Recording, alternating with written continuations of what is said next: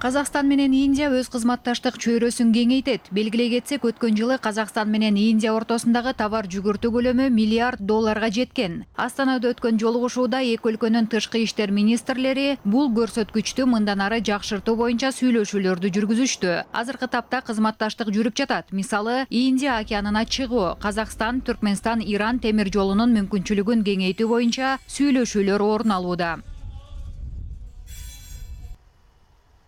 Наше сотрудничество охватывает практически весь спектр как отраслей экономики, так и различных аспектов культурно-гуманитарного сотрудничества.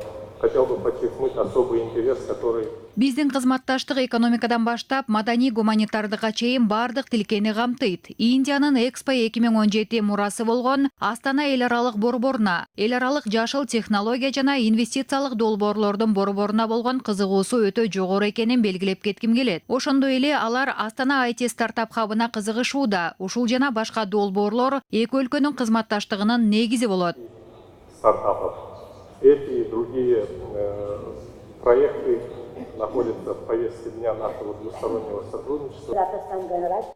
Казакстан менен Индиянын ортосундагы өнөктөштүк терең тарыхый жана маданий кызматташтыкка негизделген. Биздин өлкөлөр стратегиялык өнөктөштөр. Биз айыл чарба, тамак аш өнөр жайы, фармацевтика жана энергетика тармактары боюнча суроолорду талкууладык. Туризмди өнүктүрүү боюнча да кеп козголду.